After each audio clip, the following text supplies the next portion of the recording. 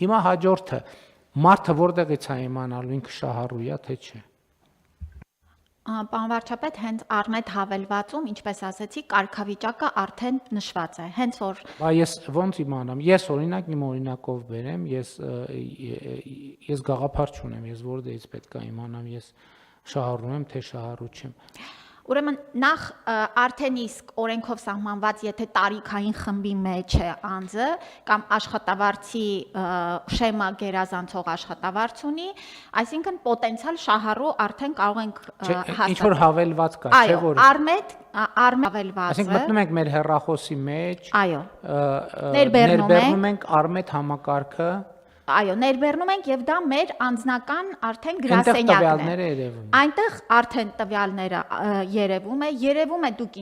ինչքան է անձը ապահովագրավճար վճարելու այն մարդկանց համար, ում որ պետությունն է ապահովագրելու, որ պետությունն է նրանց համար ապահովագրավճարը վճարել, ակտիվացման ամսաթիվը, փաթեթի մեջ ներառված ծառայությունները,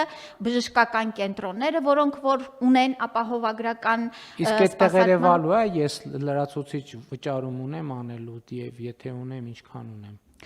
Ծառայության մասին նկատի։ Ոչ, հիմա ենթադրենք մինչև 18 տարեկաններից պետական բյուջեն, այսինքն խմբեր կան, որ պետական բյուջեի վճարում արվում, խմբեր կան, որ պետական բյուջեի չի վճարում արվում։ Եվ մենք զինծառայողների ապահովագրության հիմնադրամի կարգավորումներն է փոխեցինք, բայց այնտեղ փոքր հատվածներ լինում են երբեմն կամ հիմնականում այդտեղ երևալու է կամ ոնց այդ վճարումը հարկային գործակալը ինքը ապահովել, այսինքն իմ գործատուն իմ աշխատավարձի վճարումները անելիս ամբողջությամբ այդ ապահովելու է եւ ես դրա հետ կապված մտահոգվելու կարիք չունեմ։ Ոչ, պարոն վարչապետ, այո, հարկային գործակալը իրականացնելու է աշխատավարձից պահումը, ինչպես հիմա անում էր զինապահ հիմնադրամին օրինակ վճարվելիք գումարները եւ ուղղելու է արդեն առողջության ապահովագրությանը։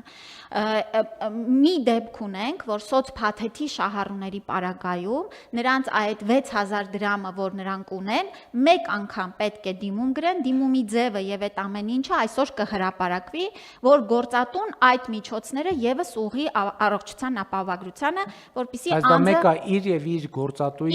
գործատուի հարաբերություններն են։ Ուրիշ տեղեր ոչ պետքա դիմի, ոչ պետքա գնա։ Այո, եւ պարոն վարչապետ, այո, կարգավիճակը Արմետ հավելվածում նաև նշում կա, թե այդ կարգավիճակը ինչի հիմքով է, այսինքն ապահովագրավճար վճարող եմ եւ ինչքան պիտի վճարեմ եւ եթե ապահովագրավճար վճարող չեմ, ապա պետությունը ինչքան է վճարել ինձ համար ապահովագրավճար։ Այս տեղեկատվությունը եւս ներառված է։ Դե սկզբունքորեն ես մտածում եմ, որ կառավարության նիստում բոլոր հնարավոր մանրամասներով քննարկենք, բայց դե հիմա ինչքան մտածեցի, ոնց որ թե այս ընթացքում այնքան քննարկել ենք, հիմա գոնե ձևաչափով լրացուցիչ ինչ հարց մնաց է, որ չենք բարձրաբանել։ Համեցեք Մանթովից։ Ես որպես օգտագործող ուզում եմ իմ փորձը ներկայացնեմ, ես մի քանի օր առաջ արդեն ստացել եմ ծանուցում իմ Արմեդի հավելվածով եւ որ ես դարձել եմ շահառու։